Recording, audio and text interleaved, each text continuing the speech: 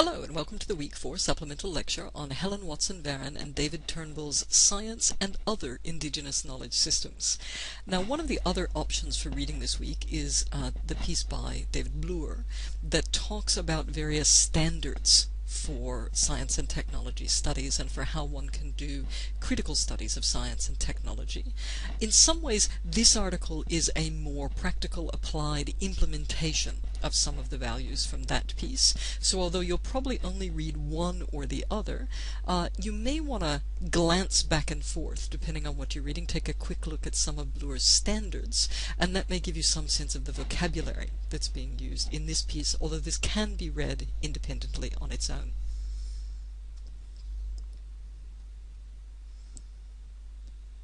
Now, already from the title of this piece, we know it's going to be something comparative, and we also know that it's going to be doing something interesting. It doesn't talk about science and indigenous knowledge systems. It talks about science and other indigenous knowledge systems. So it's presenting us as one among many possible ways of knowing that it's going to look at comparatively. So where they start the paper is to say that this isn't actually how cross-cultural comparisons have traditionally been done. Traditionally what's happened is that Western forms of science, of rationality, have been used as benchmarks for assessing other systems of knowledge, and those other systems of knowledge have been weighed up against the standards of Western science and found of lesser value or less developed along a developmental continuum. They've said that indigenous knowledge systems have been taken to be local and particular, and Western systems have been presumed to be universal. And they say these were accounts of dichotomy, so of a division into two, where the great divide in knowledge systems coincides with the great divide between societies that are powerful and those that are not. Here was a satisfying explanation of the relation between knowledge and power.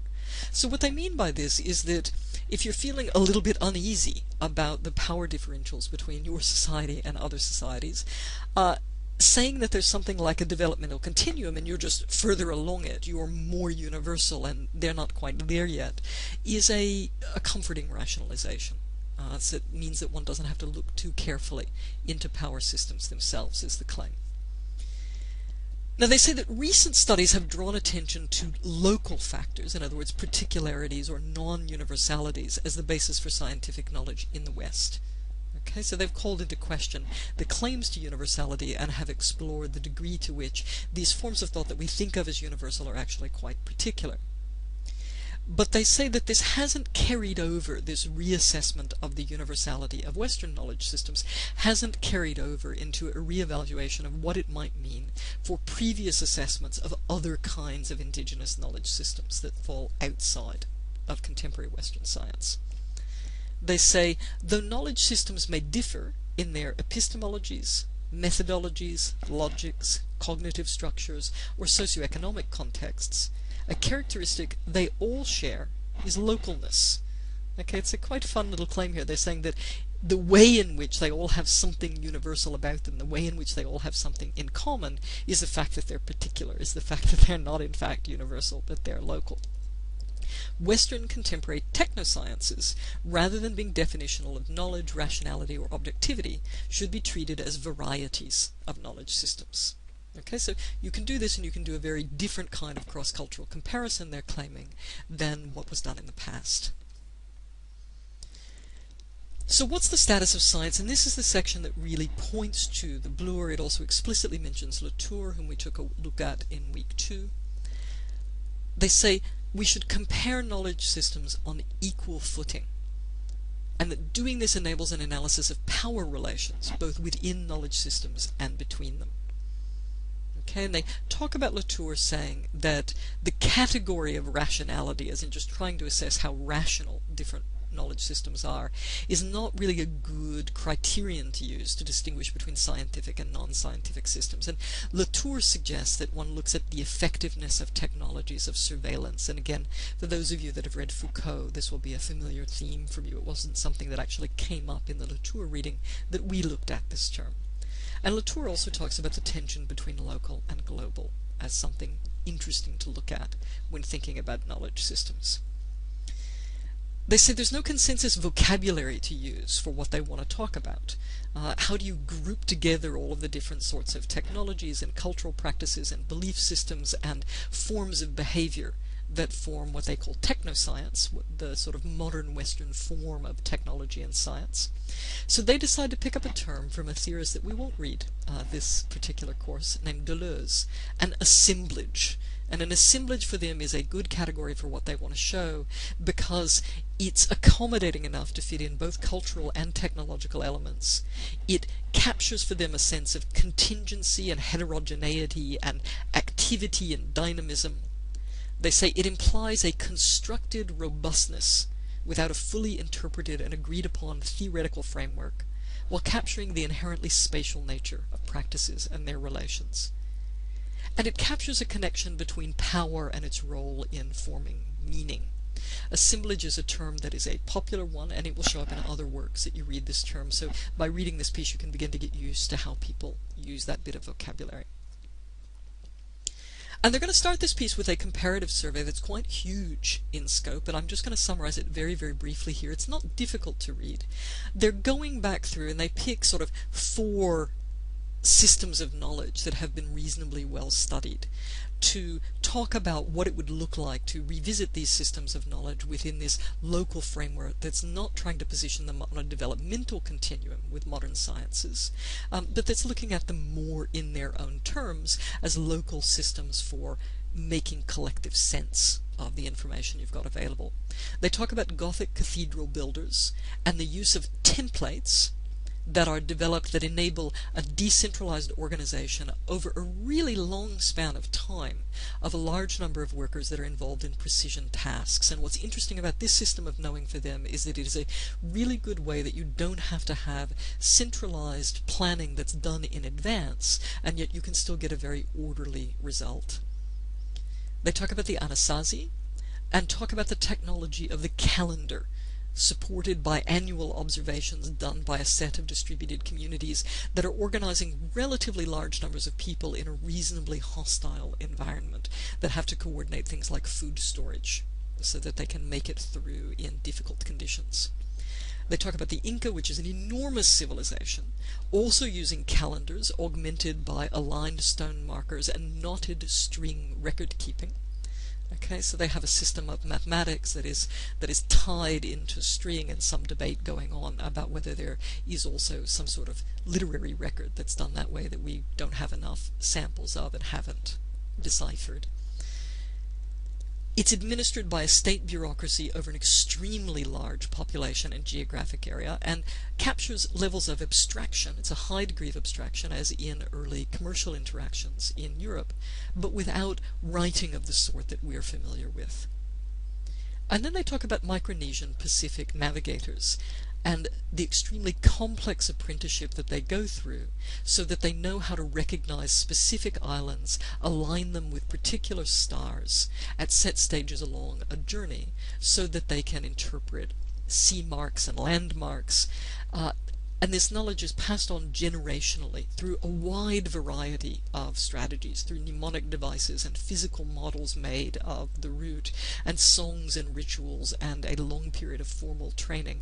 Extremely systematic knowledge, very carefully cultivated, very local and contextual, but capable of being transmitted over time. And of these forms of knowledge, they say they differ from science and from each other in the kinds of technical devices and social strategies through which local knowledge is mobilized. But all the examples of the melding of quite heterogeneous and disparate practices to form stable assemblages that connect things together, giving impetus to the systematic aspects of knowledges, disciplining life at the local level in constituting a knowledge system. Okay, so they've all got some level of generality. They are all coordinating. They are contextual, they are local, they are different from each other and from what we do now, but they have a generalizing element to them as well, and an element of discipline and of organizing what's going on at their various levels of abstraction. Okay, and then they've got a little bit of interlude that's summarizing research done elsewhere on theory and number. And they talk about how theory has generally been perceived as something that results from or is a source of universality. They say it is this claim to be able to produce mimetic, totalizing theory that Western culture has used simultaneously to promote and reinforce its own stability and to justify the dispossession of other peoples.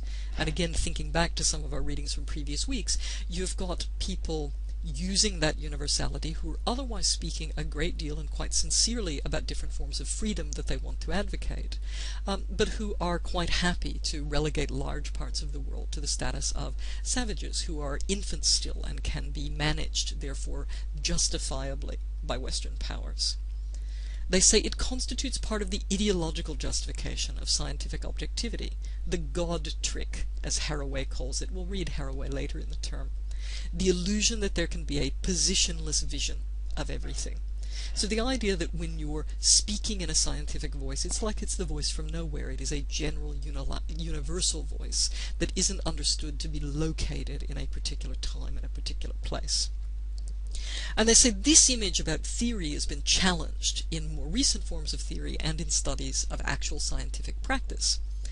Now, people are beginning to accept this with reference to theory, but what about number? Number is one of these things, we start having mathematics developing really quite a long time ago. It seems like something quite abstract and decontextualized. Surely you can't say that that is also some sort of local phenomenon. And they say, interestingly, there is some research beginning to be carried out in relation to number as well, such that it's possible to think both about systems of quantification and theorization as assemblages of heterogeneous practices. Okay, and you can take a look at the specific examples in the paper. And then they turn to the major case study that's going to occupy most of their work. It's an Indigenous Australian case study. These are Australian researchers. It's the Yolngu Aboriginal Australian community. And they say that the knowledge system that is generated by this community has similarities to what we think of when we think of science as a knowledge system. It also understands itself as coherent and exhaustive. Okay, so it doesn't understand itself as just pertaining to some small ritualistic slice of existence. It is a generalized system that tries to categorize everything in experience. It also doesn't assert that it is incommensurable with other knowledge systems, so it's not claiming to be sort of mystically obscure and unable to be translated back and forth with Western science. But it is less powerful, they say, than the contemporary scientific knowledge system.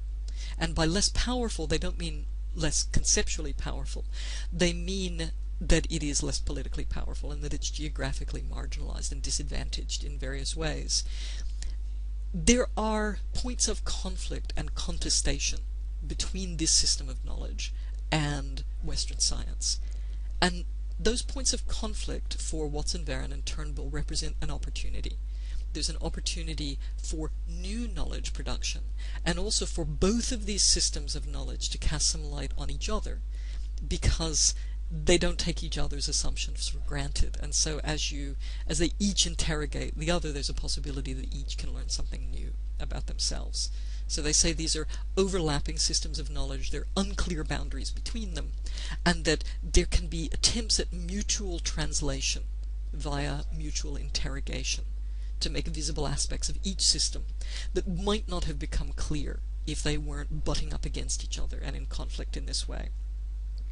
Now, those of you who read the Stuart Hall earlier in the term may be familiar with the way in which he discusses the fact that there are different ways to other another sort of group of people.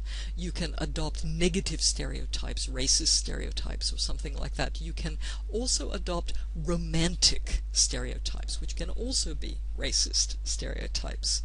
And Watson-Verran and Turnbull are conscious of that as a possibility, and so they say, we don't romanticize. We're not trying to romanticize or appropriate this knowledge system.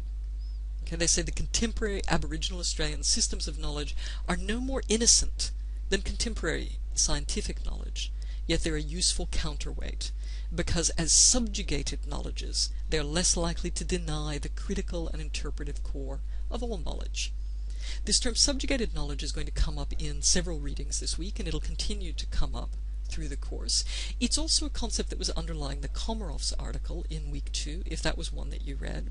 And like the Komarovs, Watson-Verran and Turnbull are making an argument here that when you don't occupy a privileged position, when your system of knowledge is marginalized and politically disadvantaged, you don't have a choice but to confront the knowledge system of the dominant society. And because of that, it gives you some possibility to get insight both into your and into the dominant system of knowledge, because you can't avoid the tension between the two. So disadvantaged creates the possibility for a subjective knowledge that, while it's marginalized and less powerful, may actually have some insights into something or be more easily able to achieve insights than the dominant knowledge system can. And we'll run into that in a few works as we go through the term. And they say, look, theoretical and empirical adequacy is important. They're not going to claim not to be doing science. They've got standards of rigor that they need to meet. But they can't ignore that the project is not a neutral project. There is a political nature to it. There's intrinsically a political nature. So they call it an endeavor of practical politics. They say the constructions that we're generating are verified by participants engaging with the newly apparent sets of possibility for social action. Okay, and they point to a number of flashpoint issues that in the past in these regions in Australia have tended to be resolved by non-Indigenous authorities.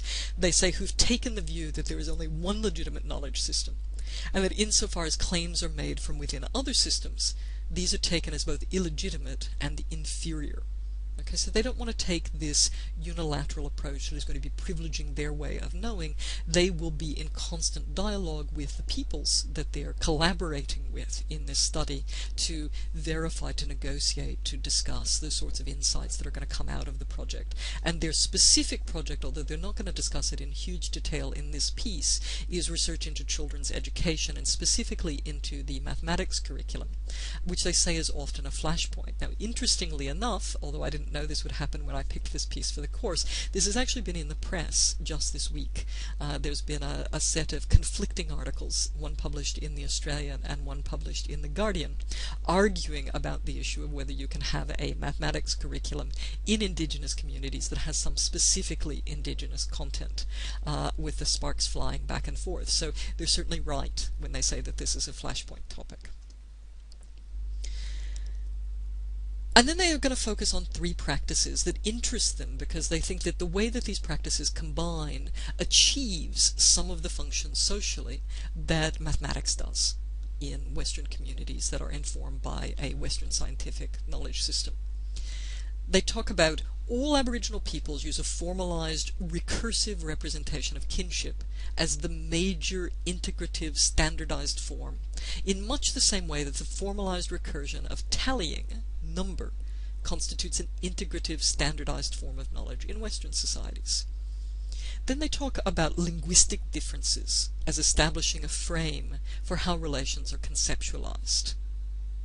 Okay, they talk about the Yolngu talking of relations associated with a recursive pattern of names of relations deriving from the material pattern of family relations. So there is a practice of family relations, a practice of kinship that affects the language and the categorization system in a much broader way than just narrowly being confined to discussions of kinship networks. And they say that this sort of generalization of the recursive system can mean that it can perform functions somewhat similar to some of the functions in number in Western knowledge systems. And then they talk about the way that this combines with systems for mapping land and for associating kinship relations with land through what they call idealized narratives of journeys made by idealized ancestors that relate particular places to contemporary Yolngu people. They say the use of these practices accomplishes the same sorts of ends that the use of number and quantification accomplishes in the West. And again, the flashpoint debates over a claim like this would be, does it serve all the same ends? Is something being lost? Can something be gained? And there are fights over this, and there is a fight over it going on in the newspapers this week. So how do you compare these systems? They say there is the possibility for the assimilation of knowledge from one system to the other, but the systems have quite different emphases and quite different traits. So the Yolngu system highlights metaphors. When it looks at Western knowledge systems and wants to make sense of them and integrate them, it goes looking for metaphors that the Westerners themselves might not be sensitive to about their own systems. Metaphors in the Yolngu system derive from natural processes in Yolngu lands. They don't have a strong society-nature distinction, and again, we've talked about the emergence of this strong distinction in previous weeks in discourse. But they do divide sort of ontological reality, they divide up being between two mutually exclusive components. It's just that those two mutually exclusive components don't fall where the nature-society boundary falls in Western systems. They incorporate persons, animals, lands, words, cultural practices, so they cut across Western scientific boundaries, but there are boundaries. They describe the system as anti-representationalist and contextual, and indexical is the word they often use. Scientific systems, they say, are interested in codifying the relation between systems. They do enforce the nature-society dichotomy and don't recognize the dichotomy in the indigenous knowledge system. And they see knowledge systems as representations of reality. Okay, so there's not a metaphoric or an analogic analysis going on. They see it as a transparent representation, or an attempt at one. So then the question is how to talk about the interface between the two knowledge systems. And here, and it's worth just looking directly at the text, what they do is they draw two powerful, interesting metaphors from the different sides of the Yolngu knowledge system. And they talk about how those metaphors might be extended or used to talk about the relation between Indigenous and Western knowledge systems. It's a tricky, contested negotiation. They're trying to consult with the communities whose practices they're also interpreting and writing about here. And they say the use of metaphors is actually problematic because each is understood as the possession of specific clans. Okay, so it's a fraught process that they're engaged in. It's politically charged. They say they'd like to attempt to articulate the metaphors in ways that can be extrapolated beyond the Yolngu, and yet the particular peoples who have these metaphors as part of their culture can still claim them. Okay, so there's a concern with appropriation of indigenous cultures as well as with ignoring it and devaluing it. They say that metaphors are used on the scientific side, but often not recognized. And then they evoke a term that Bloor defines in more detail in his reading for this week. They say strict symmetry is essential. Okay, so the Yolngu are very conscious of metaphors. Western science doesn't tend to think of itself as metaphoric. A number of the people that we're reading this week, the Faraband, the Midgley, and this piece, are going to say there are metaphors in heavy use.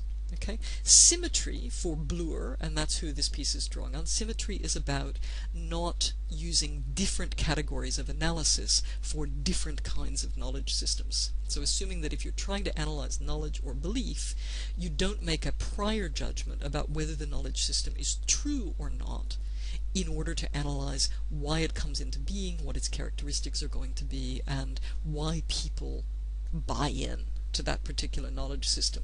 So they want to see if there's a way of using these two systems of knowledge and analyzing them symmetrically, where you take insights from each to cast light on the other. And so if one of them has particular insights into metaphor, perhaps that can be brought to bear on the other. If one of them has particular insights into codifications of particular sorts, maybe that can be brought to bear on the other. They say neither side is privileged in terms of producing true or good knowledge. We can give an account of the workings of both the scientific and the Yolngu knowledge production systems, showing that in each there are analogous processes of interrogation through which claims are generated, and analogous sets of stabilized, standardizing practices through which claims can be mobilized. Okay, so evidence, experiment, argumentation are not unique to particular systems. They may appear in different forms, and then you have to unpack those. How do they explain the role, the status of their research? Okay, it's looking at a particular community. They can't exactly generalize from this community in the sense that it's not a random sample of some sort that they can use and claim applies to indigenous communities everywhere or human communities everywhere. They're also worried about being responsible for the political implications of the work and the possible political uses that their research findings might be put to. So they say, look, there's a sense in which the work is generalizable in that it teaches us something about the possibility for points of contact and mutual interrogation. But even that kind of limited generalizability needs to be treated with suspicion. They say we're engaged in the production of local knowledge, but we're making its situatedness and its mobilization problematic so that the processes are recognizable. They're concerned that the forms of analysis that they're using and what they're doing with the information they have be barely visible on the surface, so that it doesn't look like this is just a transparent, automatic conclusion that anyone might draw. It's a little closer to the surface, the kind of work they're doing, and then people can make their own judgments about whether that's the right kind of work or whether something else ought to have been done. And then their conclusions. Okay, and their conclusions essentially are about crossing over different kinds of dichotomies, different kinds of oppositions that have tended to be characteristic of research in this area in the past. They say that it's important to recognize that something being local doesn't preclude it being systematic. So this history of viewing indigenous knowledge systems as something merely local, and where that was assumed to be in opposition to being systematic or generalizable in some way, doesn't really hold when you look at things on the ground. There's the possibility to generalize and make connections, and also open things up for systematic critique, and something being local doesn't change that or prevent it. They say if we do not recognize this joint dialectic of the local and the global, we will not be able to understand and hence establish conditions conducive to the possibility of directing the circulation and structure of power in knowledge systems, conditions for promoting redistributions. And again, they're writing in a situation highly aware of working with a knowledge system that is disadvantaged in power relations with Western science. They're interested in promoting a redistribution of power. They say their research poses a challenge to totalizing understandings of science from other knowledge systems, and that resistance to totalizing conceptions of Western science is more viable where these systems butt up against each other, where there's some friction and contestation between them. Okay, so the need for Western science to confront the existence of other knowledge systems and grapple with them makes resistance from those systems more viable. It may also make it possible for Western science to incorporate greater self-understanding and self-awareness of its own particularities. Such resistance, they say, is a challenge over distributions of power and can lead to increased freedoms. More and different choices over how we might live become possible. Okay, so the incorporation of difference, the recognition of it, the explicitation of it, makes choices possible and can potentially increase freedoms. But we have to be cautious. They're writing in a period where it is becoming fashionable, and they're aware that it's becoming fashionable to write about the local and to elevate the local as opposed to the global. And they say there's a concern this will become just the new totalization. You have to preserve some kind of dialectic of global and local, and being able to do that has something to do with recognizing the generalizing and systematizing tendencies within each particular local, of which the generalizing and systematizing tendencies of Western science are one example. And then they relate it to what's going on historically at the point that they're writing. This dilemma is the most profound difficulty facing liberal democracies now that they have lost the convenient foil of communism, and the world has balkanized into special interest groups, whether of genders, races, nationalities, minorities, or whatever. By moving into comparatist mode, there is a grave danger of subsumption of the other into the hegemony of Western rationality. But conversely, unbridled cultural relativism can only lead to the proliferation of ghettos and dogmatic nationalisms. Okay, and these are themes that we're going to keep returning to through the course. There is an explosion of difference. There is an explosion of identified communities pushing again at some of the boundaries and restrictions of the liberal discourses we've discussed in earlier weeks, asserting their identities and making political claims. And at the same time, there are ugly models, and we'll look at some of those in a couple of weeks when we turn to the political topic of what can happen when identities are asserted in an aggressive or warlike way. You get dogmatic nationalisms, you get ghettos, you can hear what they're frightened of. Okay. their position will be treated as relativist by many, many critics of this form of science and technology studies, and yet they think they're not walking a relativist line. Okay? They think it's important not to walk a relativist line, and we can talk a little bit more in class this week about what that might mean.